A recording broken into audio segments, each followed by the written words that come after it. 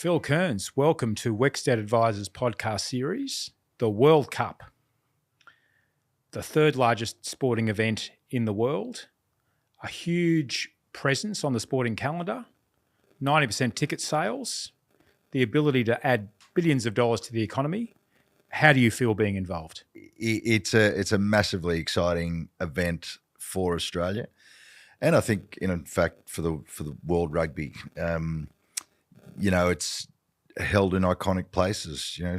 Tokyo, just recently, London. The great cities of the world host World Cups, and we're one of the great cities. And you've played in two yourself, of course. Played in a couple myself. Played in three. Well, played in three myself. Gary Wetnock, Kearns is through. Phil Kearns is through. Now, if we go back to 2020, I'm told that Hamish McLennan called you and you met at the Blues Point Hotel in inner Sydney, and he said, "I've got a job for you." What happened after that? So there's a little bit of a backstory to that. As you will know, I went for the CEO job at Australian Rugby a little while back, and I let Hamish know that. And he said, "Okay, let's have a beer at the Blues Point Hotel." So we went and had a beer at the Blues Point Hotel, and he said, "I've got a better job for you." I went, "Okay, I'm listening," because I thought to myself, well, it better be a bloody good job, because the CEO job could be a good one. And so we had the conversation. He said, "I want you to lead the bid for the 2027 World Cup." And I thought, okay, I'm interested. And so I said to Hamish, "Who do I report into?" And he said, "Well, I put a board together," which was a very impressive board. Yeah, indeed. And after hearing who was on that, the likes of Sir Rod Eddington and John Howard and others, and we'll talk about them probably a little bit later, but it was an incredibly impressive board. And I thought, I want to be part of this. And so that's what happened. It was a dark time, though, for rugby. Do you think this was the issue, and was early in that new board's governance, which you spoke about when that spill went on? Was this the issue that made the difference early in that new board, do you think, pushing hard on this? It's sort of separate from the day-to-day, running of Australian rugby and how Australian rugby was going. However, it does have a major impact on how the future of the game will go, particularly financially for Australian rugby. It's a potentially a very large windfall for the game that we should nurture. We've had it once before and we blew that windfall. And now I've got the opportunity to do it properly again. And when you're talking about the calibre of the board that we had and Hamish and his vision at the time, then it is a defining moment for Australian rugby. Actually described as schmoozing roadshow brief, travelling the world to cajole support amongst rugby's powerful blocks. Surely there was more to it than that. Yes and no. Certainly there was a lot of work with state and federal governments in Australia. That was a huge part of it.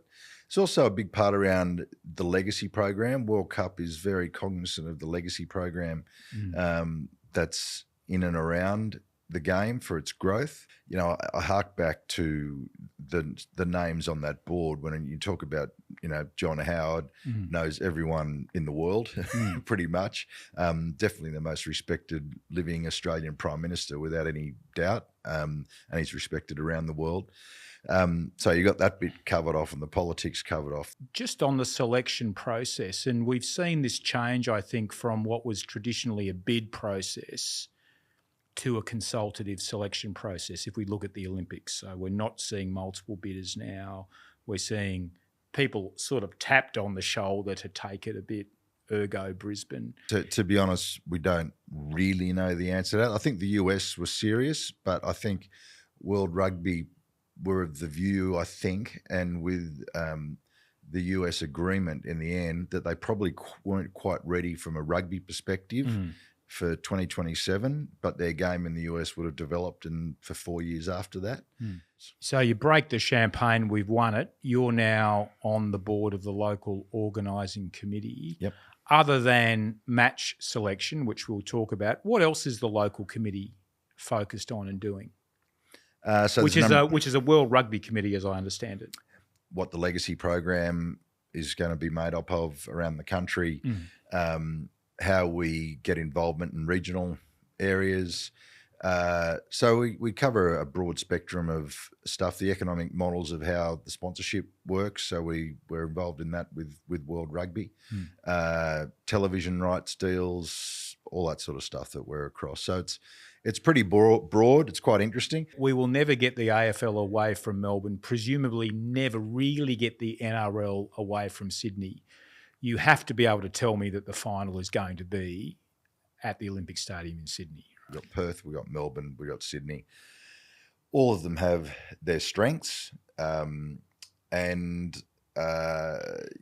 time zone for WA is very good. It's a new stadium. It's a fantastic stadium, and rugby's growing there.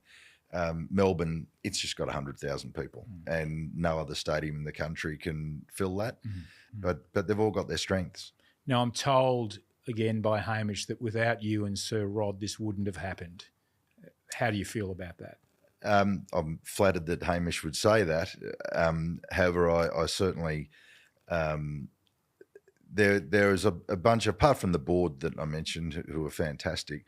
There were really four critical people that were sort of shared by RA, and towards the end, pretty much worked for the bid exclusively. A big legacy issue for us, the World Cup. How important is this if you reflect on where the game has been the last 5 to 10 years? How important is this, and the Lions Tour, in fact, in terms of re-establishing game credibility? As a economic backstop for the game, it's absolutely critical. World Cup and the British Lions should put us in a position to adequately and appropriately fund the game for a long, long time.